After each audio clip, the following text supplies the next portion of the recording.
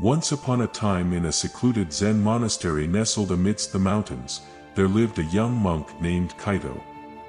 Kaito was known for his sincerity and devotion to his practice.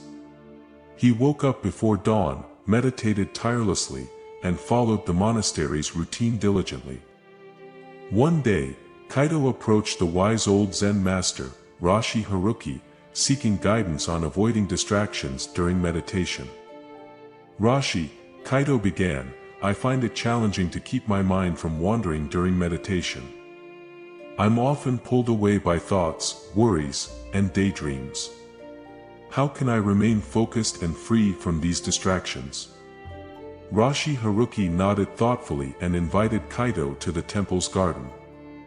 The garden was tranquil, with a picturesque pond reflecting the surrounding nature. In the center of the pond, a magnificent lotus flower stood tall. "Kaito," Rashi said, "I want you to sit by the pond and watch the lotus flower. Observe its beauty, its grace, and its resilience." Kaito followed the Rashi's instructions and sat by the pond, gazing at the lotus flower. He watched as it floated serenely on the water, unaffected by the ripples caused by passing breezes or falling leaves. As Kaito sat, his mind began to wander. He thought about his morning chores, his upcoming meal, and even wondered if he had closed the door to his chamber properly. Each time his mind drifted, he would return his focus to the lotus flower. After a while, Rashi Haruki approached Kaito and sat beside him. "What have you learned from watching the lotus, Kaito?" he asked. Kaito lowered his gaze and thoughtfully replied, "The lotus remains rooted in the mud at the bottom of the pond, yet it rises above the water's surface, untouched by the disturbances on the surface. It stays connected to its source while being serene and beautiful." Rashi Haruki smiled. "Indeed, Kaito. The lotus teaches us that distractions are like the ripples on the water's surface. They come and go, but you can remain centered like the lotus.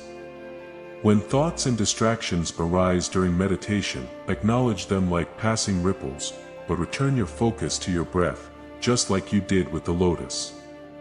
Kaito bowed to Rashi Haruki, a newfound understanding gleaming in his eyes. From that day on, Kaito embraced the lotus's wisdom during his meditation sessions. He learned to acknowledge distractions without judgment, letting them pass like ripples on water, and returning to his breath and his practice. In time, Kaito's meditation deepened, and he found a tranquility that was unaffected by the ebb and flow of his thoughts. He learned that avoiding distractions didn't mean eliminating them altogether, but rather, it meant staying anchored within himself, just like the lotus in the pond. In today's world where our attention is constantly pulled by notifications, news feeds, and the demands of our devices, it's crucial to cultivate the ability to remain present. The lotus flower represents our inner sanctuary of calm amidst the turbulent waves of distractions. Just as the lotus remains rooted in the mud yet emerges untouched, we can find our center by acknowledging the distractions without becoming ensnared by them.